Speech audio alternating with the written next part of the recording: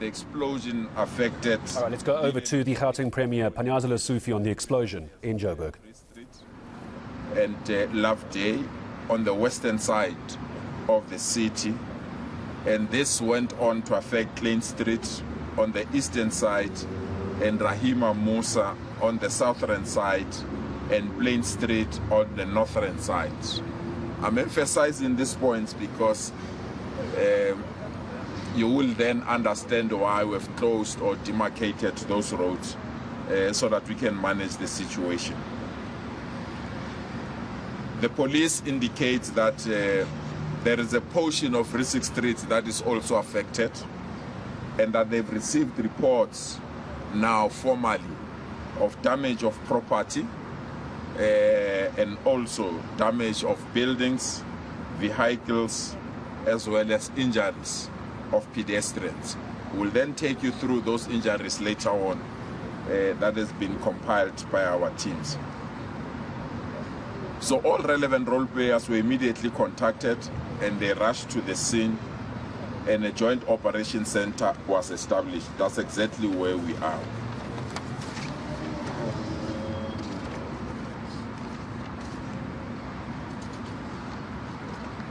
I want to go to the roles and responsibilities of the teams that are here so that by the time you ask questions, you know who's here and who's doing what. The Johannesburg Road Agency was assigned the task of traffic diversion, signal design and concrete barriers so that the city can be accessible but the area that is affected can be protected.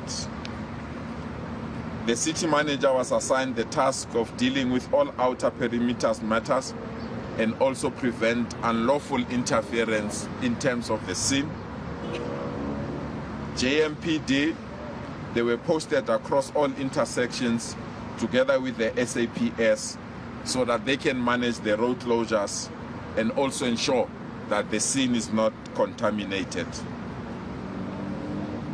SAPS also manage the movement of members of society and also the movement of members of the media, and also to ensure that those that are within the residential area are confined to the areas that have been declared to be safe so that we can manage all related matters.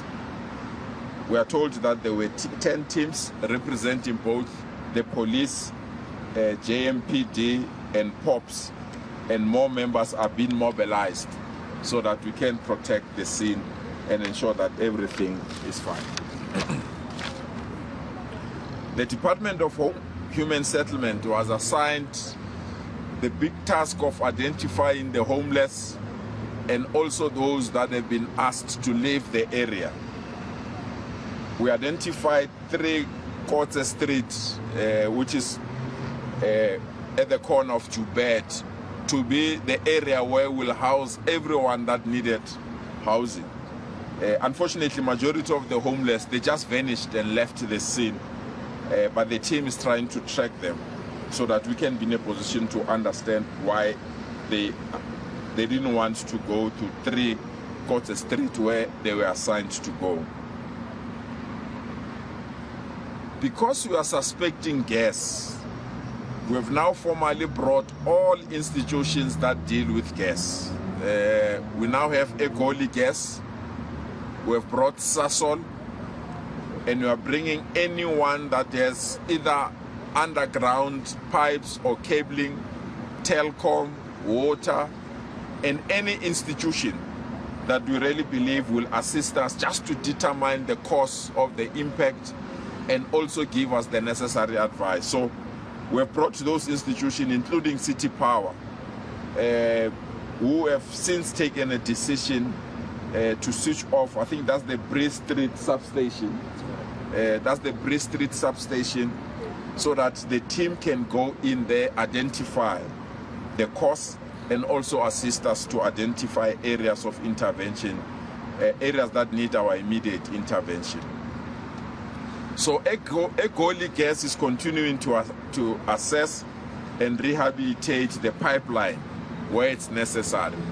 And Sasol, they've got their pipelines, but they are at the outer sites of where the explosion took place, but we have brought them so that they can also advise and guide us on areas where they believe we need to get informed information so that we can be in a position to take the appropriate decision with all the law enforcement agencies.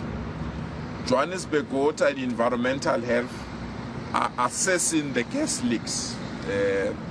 Even though Egoli Gas insists that it's not their pipeline, but we all know that it's now common knowledge that there is a high smell of gas in the entire area. So the teams from environmental health are assisting us to determine where this gas comes from, and also to advise us on the actions that we need to take.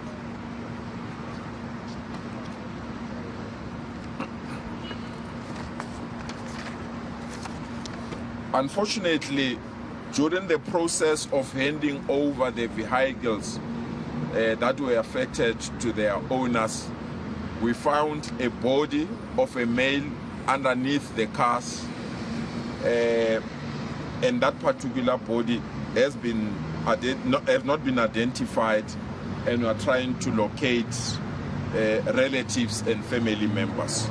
So we can indeed confirm that we've got one fatality. The body was discovered at the corner of Lilian Ngoi and Joburg Street. It was stuck underneath the cars when the team were handing over the cars to their owners. The collated information about the number of people that were injured now stands at 48. But currently we only have 12 patients that are remaining in hospital. The rest has been discharged. So the total tally remains at 48, with 12 still remaining at hospital, and the rest were discharged either late last night or early hours of this morning. The patients were transported to Hillbrow Hospital, South Rand Hospital, Garden City Hospital, Malberton Hospital, and Charlotte Maxeke Hospital. We want to deal with road closure and traffic diversion. This is a headache currently. The teams are trying extremely hard. Because we've closed major roads, and Bree Street is the busiest roads, is amongst the busiest roads in the CBD. There are a lot of taxi ranks, there are lots of drop-offs, and there are lots of people that have indicated their frustration about the signage and the movement of areas where taxis are now stationed and areas where they need to connect their transport. But we are assured by those that are working on this matter that as soon as we get the cause of the explosion, they will move with speed to release some of the roads. But because we have to be cautious, a majority of the roads remain closed, and the teams are even trying to check they can't change one-way roads into two ways, or ensure that the road management or the traffic flow management is accelerated in a manner that it doesn't cause frustration to motorists and to other road users.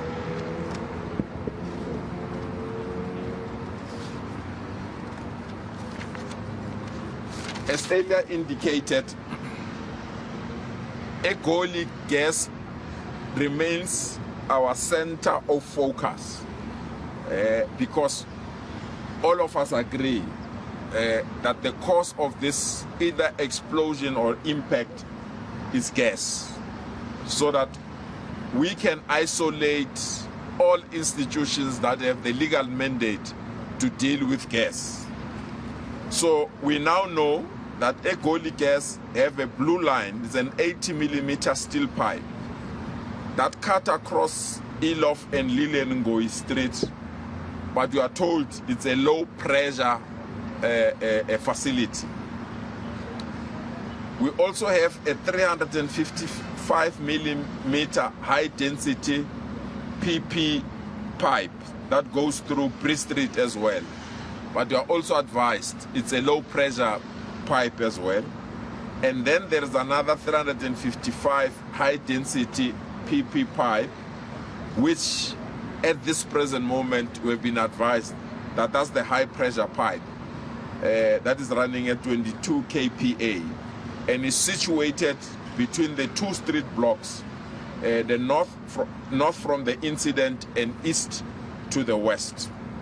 So another green line that is running underneath the sidewalk parallel to the road surface. So we've asked them to identify all their pipes. I know it sounds too technical, it's also too technical for me. We've asked them to identify all their pipes, and they've given us this information, and then we'll hand over to those that are experts, and they can then advise us on how to take this process forward.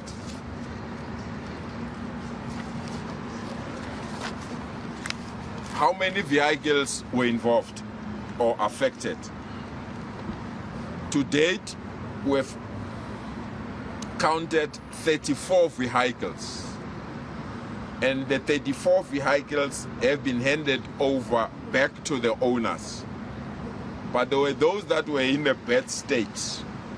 The police have advised that those that were in the best state are 7, and they advised that they should be kept at the scene so that those that are dealing with investigations can continue to conclude their investigations.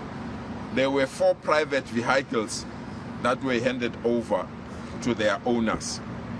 So of the 34 that have been handed over, majority of them were taxis. And you know it's an industry, and therefore they have to do business. And we didn't want to delay that element, and they were then handed over. In conclusion, our technical experts continue to do their work as directed by the city manager and law enforcement agencies, and they will keep the area sterile until it's rehabilitated. Road closures and diversions will remain in place until further notice. The provincial government and local government have started to set up a disaster process of identifying how quick can we rehabilitate the affected areas, especially those that will have a severe impact in the economic activity of the city. So we want to protect the economic activity of the city so that we don't affect those that are employed, or affect businesses, or affect courts and other related activities that are taking place within our CBD. I want to leave it here, but also confirm that our structural engineers have been deployed to the scene, that those that are specializing on OHS, that those that are specializing on structural and civil, and that those that are specializing on fire detection, geotech, and gas utility, so that they can continue to update us on all these matters. So for now, we want the team to rest because they've been busy overnight, and we need their expertise. We suspect, but our communication teams will issue that statement. We will give you another update around lunchtime, 1 o'clock. Hopefully by that time, additional information will be available. We are still searching for the source. You can see the way we've isolated various elements of the explosion. We are still searching for the source, the cause, so that we can be in a position to intervene and provide the necessary solutions. Until we find that source, it's extremely difficult for us to provide the guidance on all other matters that need our immediate attention. I'm not sure, Executive Mayor, I'll hand over to you as well to add areas which I might have missed, and then hand over to the Provincial Commissioner. Executive Mayor. Thank you, Premier. Good morning to the residents in the city. Good morning to the media houses, General, Head of Administration and MMCs that are present. Thank you for the comprehensive report to the residents in terms of how we are managing the situation on the ground.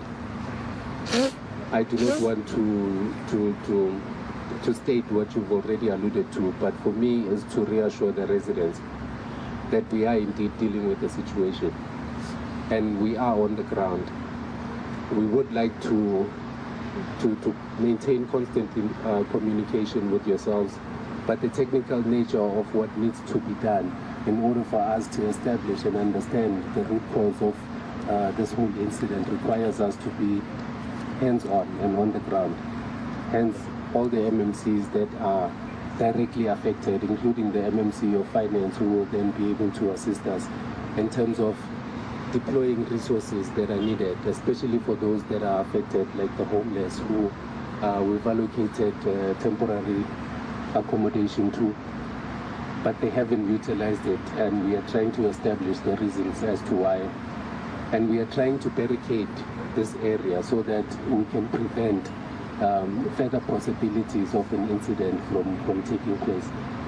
But I am very much confident, and I hope that the residents are as well, in the capabilities of our administration and law enforcement agencies that are on the ground.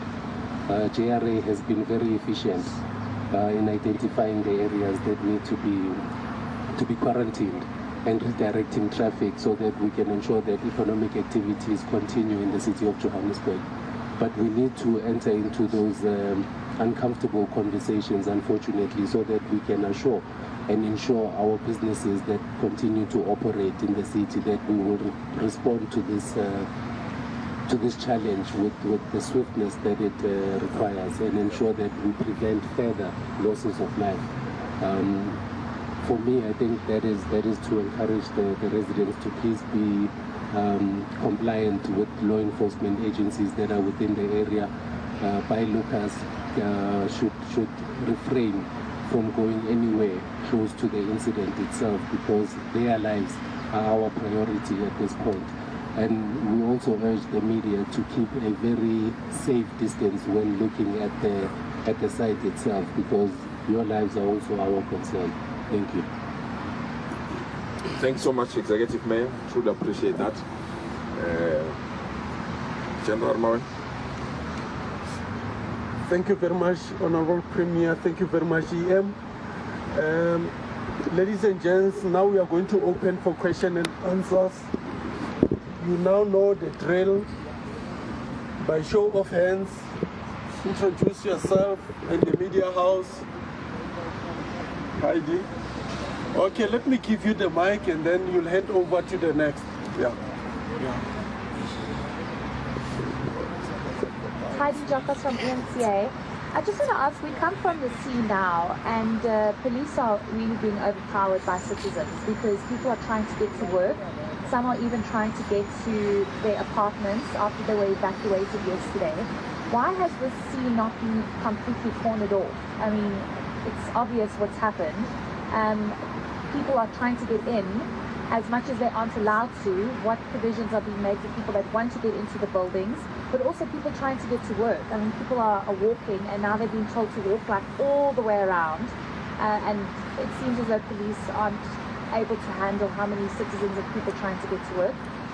If you can just explain what's being done to sort that out. Thank you. Thanks, Heidi. Morning, Hi from News 24. My question is directed to the Premier. I hear you mentioning gas, and you have not mentioned the type of gas that is suspected to be involved in this incident. The word gas sends panic to the nation. You know, when you saw what happened in Boxburg. Now, can you please tell us what type of gas is this? And how are you maintaining the spread of that gas?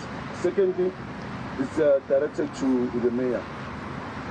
Mr. Mayor, last night you mentioned the issue of aging infrastructure. And there have been serious concerns that were raised before by your predecessors about the lack of maintenance of infrastructure, particularly in the CBD, and also the impacts of illegal mining underground. and theft of infrastructure as well. Now, another issue also about aging infrastructure also sends panic to the nation as well, that it seems the city dropped the ball somewhere, where shouldn't this thing have happened, we will not be here. Now it means someone is not doing his job here. And how are you going to ensure that there is accountability? Should it happen that the cause of this was caused by aging infrastructure, that should have been maintained regularly as it's regulated? Thank you.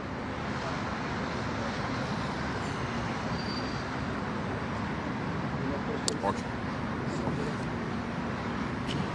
You want to start with the first one? Okay, thank you very much. Let me respond to the question about the people who are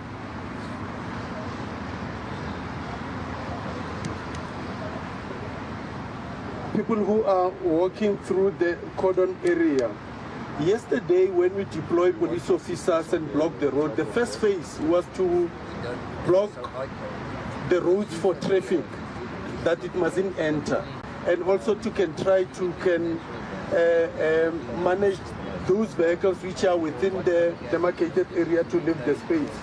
And the second phase was to remove the people from the street, especially the spectators and curious or inquisitive spectators, for just in case we experience a secondary explosion, we should not have more injuries and fatalities. So that is what we were trying to do. But the people who are residing in that particular space, we have allowed them to remain in their houses, and we have encouraged them to remain in their houses. Surely today they have a right to continue with their businesses and so forth. But difficult as it is, we try to communicate with the communities to say that even when they go to their work or they go to their normal business of today, let them try to be cautious so that we don't have further injuries in that particular space. But through communication and continuous communication with our communities to make them understand the danger. And you'll recall that the last incident we had in Boksburg, some of the people, they got injured because of they were just curious, some they were just inquisitive, they went there. So through communication and encouraging our people that please, for your own safety, respect this area because it is not yet declared safe. Thank you very much, Premier. Thanks to you, General Mawela. And on the nature of the guest, you know, we don't want to speculate because we have assigned all the experts that need to go there and find this leak or the cause of the explosion or the caliber of the gas. You are right. When you speak about gas, I was at the eastern one, where it was clear it was a cylinder. Here we are talking about an explosion that is underground, that had this huge impact, that it affected buildings, affected cars, and we now have somebody that has passed on. So let's allow the expert to go there and check it and advise us. Because if we enter the space of speculation, I really believe we're going to worsen the situation rather than allowing the expert and those that can give us proper guidance and advice to do so. We've got everyone here. The teams are here. You can see that behind me. The leadership of Egoli Gas, they're here. They've assigned their own teams. The leadership of Sosol is here. So anyone that is in the business of gas that cut across our CBD, we've summoned them to come to the scene from last night. And they've been here and they've been hard at work. That is why we know the centimeters of the pipes, we know the low pressures and the high pressures, because they've been giving us this information. This is critical because if we don't know the cause, we are putting the lives literally of everyone at risk. And we can't do that. We can't be that irresponsible. So we have to bring everyone that manages gas, but we also have to bring everyone that has an infrastructure underneath. Even those that claim that infrastructure is innocent, like Telkom. We say Telkom come in. You can't just say we're doing this kind of wiring is not affected, it doesn't explode, because We don't know. So if we don't know, we treat everything as danger. And that's what they've been doing. Whoever has an infrastructure, electricity, switch it off. Let us be sure. Water, switch it off. Let us be sure. Sewer, switch it off. Let us be sure. Gas, switch it off. Let us be sure. And they are starting to give us feedbacks. It's not us. It's not our system. It's not. We are not affected. So that we can release, especially those that affect the day-to-day lives of our people. Electricity is very key. So that is why the team must give us an update as quickly as possible. If their systems are affected, if they're not affected, we can switch on electricity. We can bring water. We can bring all these services to our people as quickly as possible. But where we are stuck because we don't know the cause. We can't just have this kind of an explosion and say we don't know.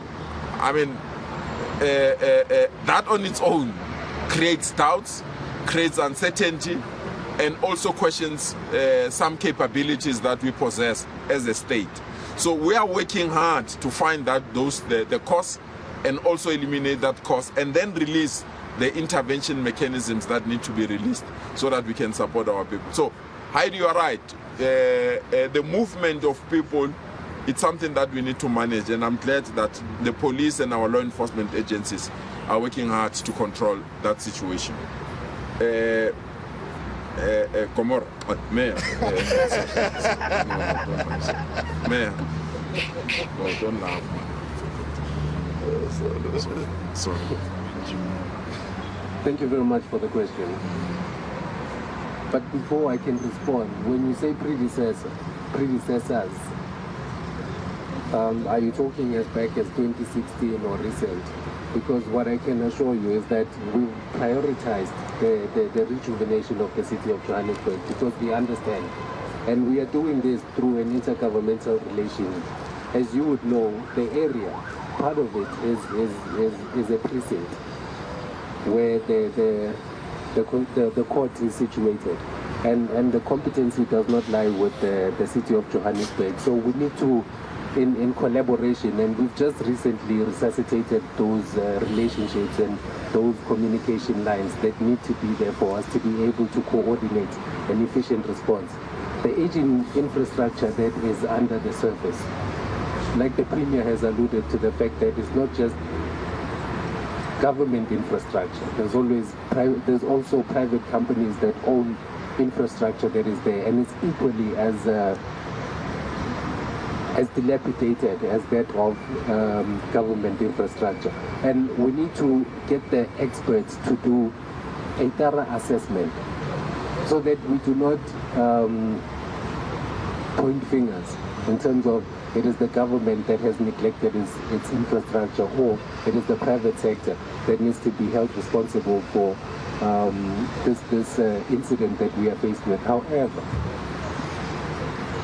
it would be in our best interest, as we know the dense nature of the population in the CBD in particular, and having to quarantine an area gives us an indication of how we are going to go about starting with the affected area at this point, assessing the extent in which the infrastructure is in fact dilapidated, so that we can deploy that particular model throughout the CBD, starting with the infrastructure that is below the surface. It is a concern to all of us that we can go for 5 years without even looking into the possibility of assessing the state of the infrastructure that exists under the surface. So it is one of the possibilities that could be a contributing factor, but I want to also respond to the other possible allegation of underground activities that might be happening there. I do not want to speculate because it would be irresponsible of us as government. We do not condone any activities that may have been taking place, but we as a province are faced with a big challenge, in particular of illegal mining. But I cannot attribute what transpired here to that particular aspect. Like my colleagues have just alluded to the fact that we need to be given a detailed report that would enable us to respond effectively to whichever contributing factor that got us to this incident. Thank you.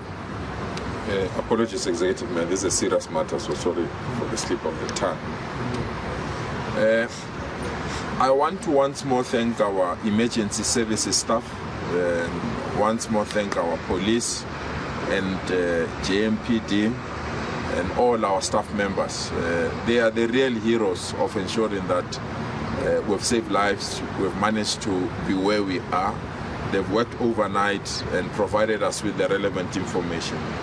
So if you don't mind, Commissioner, I want to leave it here,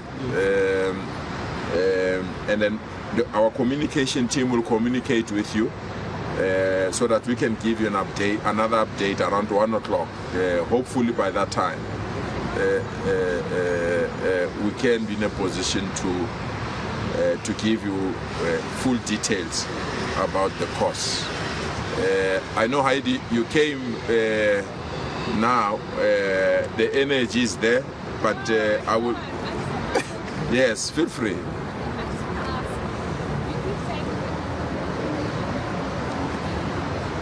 So just 2 questions, sorry. You might have answered it, but if you could just elaborate. You keep saying you're going to get a report and we need to allow investigation, but surely you must have some time frame, because that part of the CBD is literally at a standstill. People are obviously trying to make a living, get to work, whatever the case might be. Taxis need to operate. That's not happening as it normally would.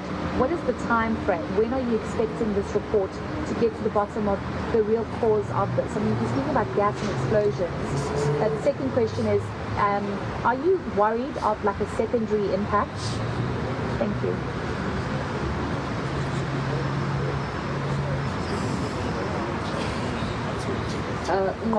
From Newsroom Africa. My question, Premier, is just simple. You speak of gas, and I do understand that you say there's a lot that still needs to happen, but how dangerous is this in terms of health? Because there are people that are currently in town that are in these areas. What sort of threats does this pose to their health? Premier, morning again. I'm going to repeat this question that I asked last night, and I think I'm going to ask it again in the afternoon or the evening. It's very simple, Premier. We see that Ecolicas doesn't, actually Ecolicas is saying that it can't be held responsible for now, and yet we don't know that what caused this incident. Now, the question to you, Premier, is that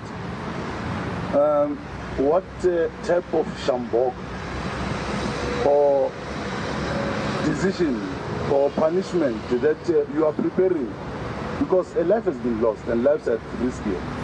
Should it happen that either a private company or a government infrastructure could be the cause of this fatal incident? Thank you.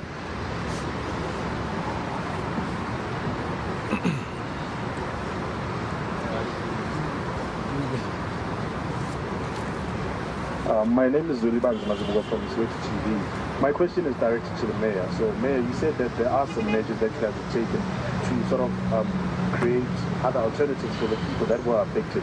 Can you just take us through as in what exactly are the measures that you guys have put in place so that the people that are affected are not as much as affected? Thank you.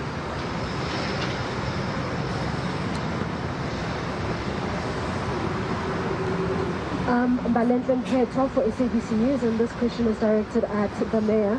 Now, we do understand that this is not the first time sinkholes in the city of Johannesburg. We've also saw sinkholes or just the ground falling apart in Roodepoort on Hinderpoort, and I've just seen a tweet indicating that, you know, that problem still exists to this day and the road has not been fixed since then, since November last year. How quickly can we expect the issue to, the road to return to normality? Because it feels as though there's also a culture of leaving sinkholes open for an extended period, which obviously poses additional dangers for Johannesburg residents. So once all these investigations are done, how quickly will we see the road closures or being fixed?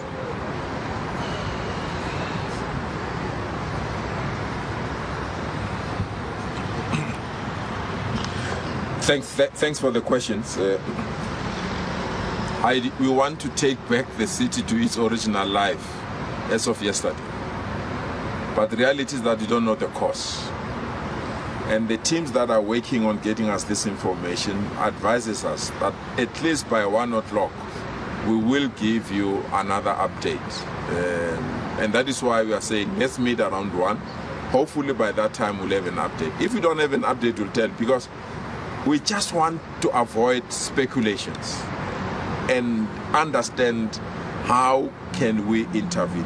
I think there's another person that raised the question. I'm not sure it's you, in terms of the gas itself, because that's our immediate area of concern. But we've got health and environmental specialists that are already on the scene to assess that gas and also to determine whether it has direct impact to our residents or our citizens in the city. So it's part of the report that we'll get, because they were dispatched early this morning, so that we know whether we are risking in terms of the lives of the people that are within the CBD area or within the area of the incident or the explosion. So we will get that report as soon as possible. Can there be a secondary explosion? The teams advised us that that's what they're trying to avoid. So from their planning point of view is that there can be a secondary explosion.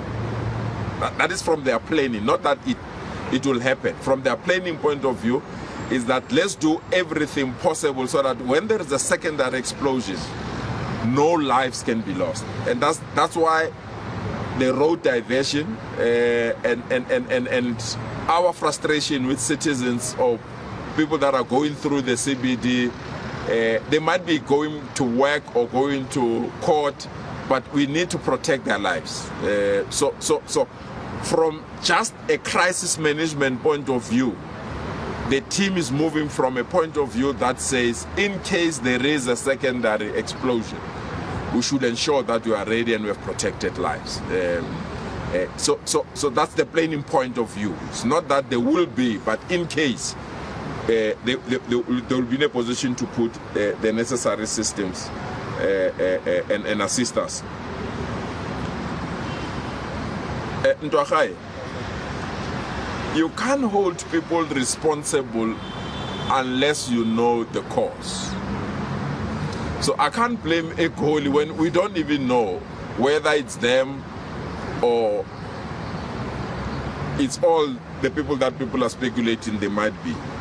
But indeed, any arm of the state, any form of business that will or have a hand in the explosion, there must be consequence management.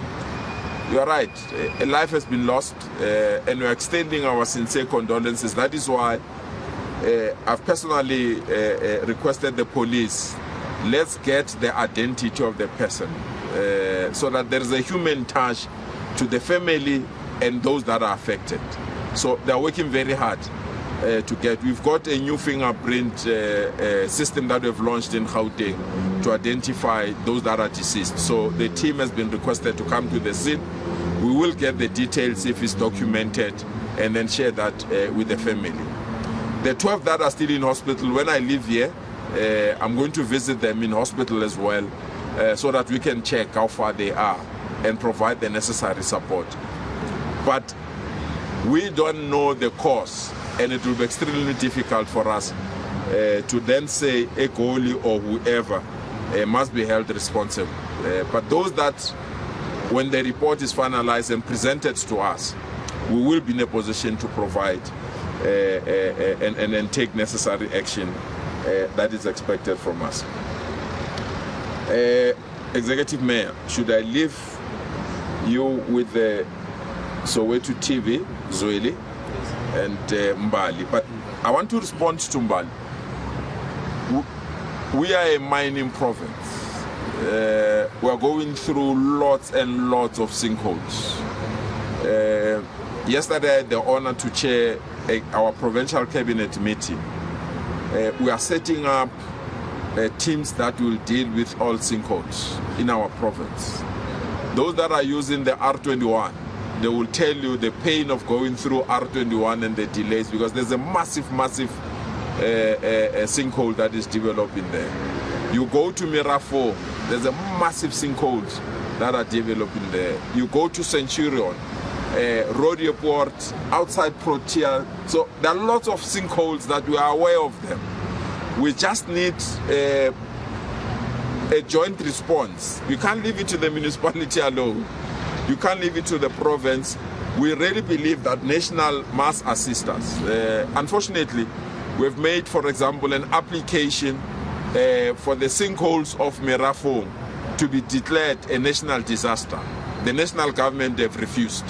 They said that they can't declare them a national disaster. It means we must go and look for funds on our own. I was saying to the MMC responsible for finance here, Dadamre, that if the sinkholes in Mirafo, government refuses to declare them a national disaster, it means we must start to move on our own budget to repair the situation in the CBD. So we're going through this difficulty. So if it's standing empty, as we say in road report, it's not because we are neglecting it. It's just that we have to move the resources, get the expertise to assist us to deal with those things. Now that we know the post of national government, I was saying we will appeal to President that even though the department that are responsible to declare these things, to declare disasters, have refused to declare Mirafo a disaster, we will appeal to the President to say, please assist us, because we don't have the financial muscle and resources to repair the areas that we have indicated. And that's the reason why I felt that you must understand that we are facing lots and lots of sinkholes in Gauteng, and we're trying our level best to resource and to repair those sinkholes. Executive Mayor, do you want to respond to Zweli?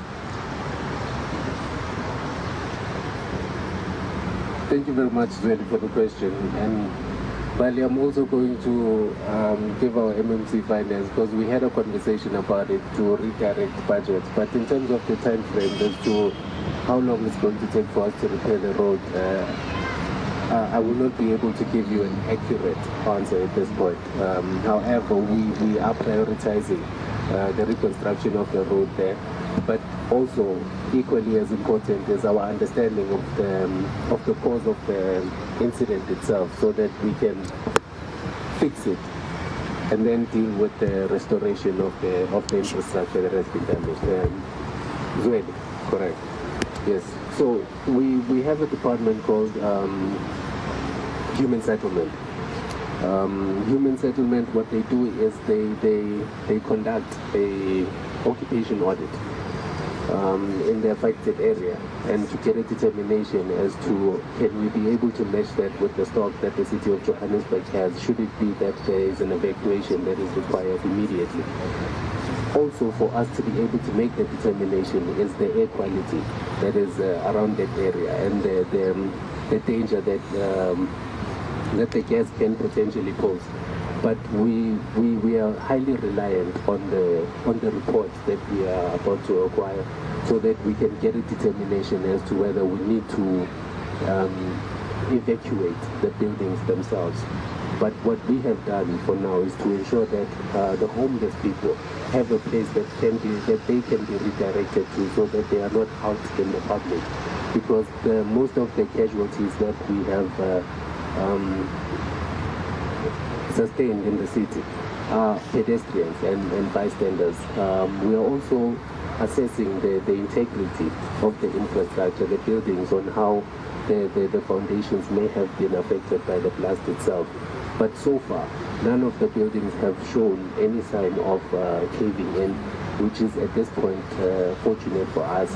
But also, it is important that the pedestrians on the streets are the ones that are highly in danger.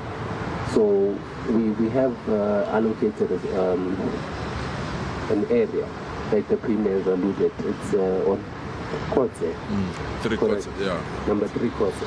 So that we ensure that there's nobody on the street. And highly, it's also a question that was responded to you as well, in terms of reinforcement of law enforcement agencies that are on the ground to redirect people away. It's inconvenient, yes, and they will not be happy to be redirected in that fashion. However, it is necessary and critical for their safety.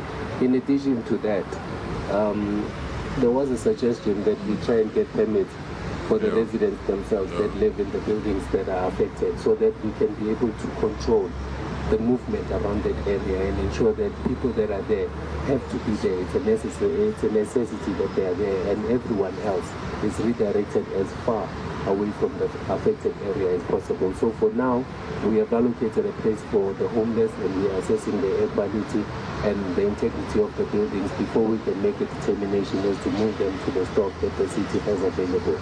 That's the measures that we have put in place to try and respond to. Thank you very much. Thank you, Chandra.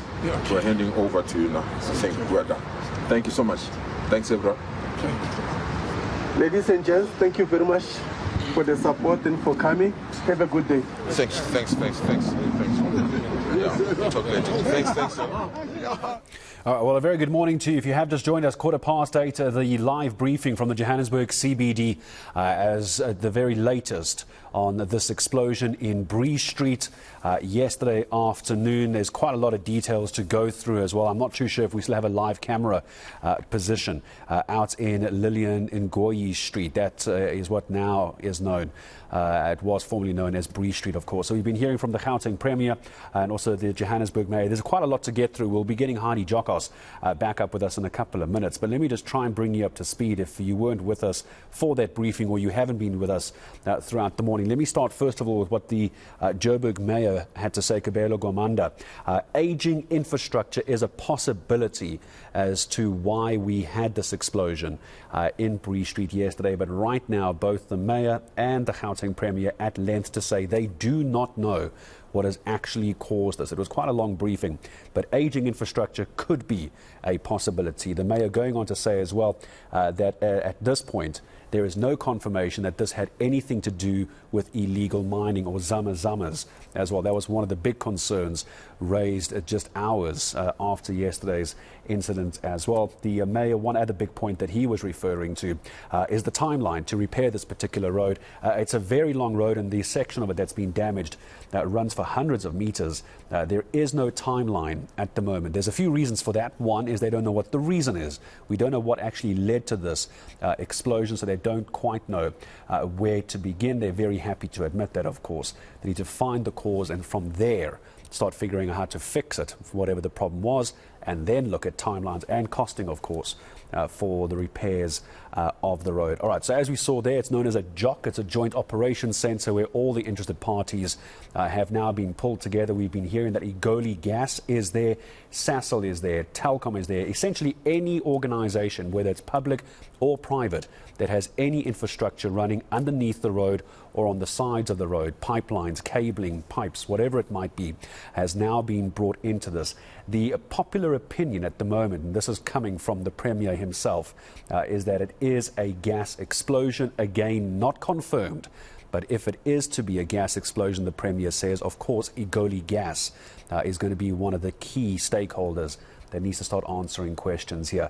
Earlier, there was a statement coming out from Egoli Gas saying that there is one of their pipes on the corner of Bree Street and Elof Street. It's a 100mm pipe that has been damaged. The word they used is nicked. The pipe has been nicked in their statement that is now leaking some gas. How much, we don't know at this point, but it's Egoli Gas very clear in their statement. They say that this pipe was probably damaged because of the road collapsing. It wasn't as a result of the pipe being damaged that led to the road collapsing. They think it was damaged after the fact.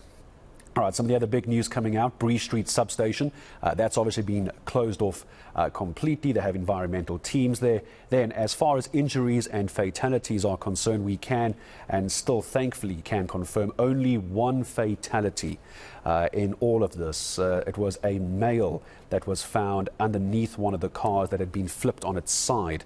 We understand while they were trying to move the vehicles overnight, they discovered a body underneath one of the vehicles. I don't know if it was a private vehicle or a taxi. That part wasn't made clear, but it was the body of a male found underneath a car. The body has not yet been identified. So as it stands now, 1 fatality, 48 injuries in total. Many of them, of course, all of them taken to hospital. Most of them have been discharged. So as of this hour, 12 patients in hospital. The rest have been discharged. So of the 48 injuries, only 12 people still in hospital at the moment. 34 vehicles have been returned to their owners. They weren't able to be moved right away yesterday. 34 vehicles returned to their owners. 7 vehicles, and you would have seen that in some of our visuals, not able to be moved. So 7 of them not being moved at this point.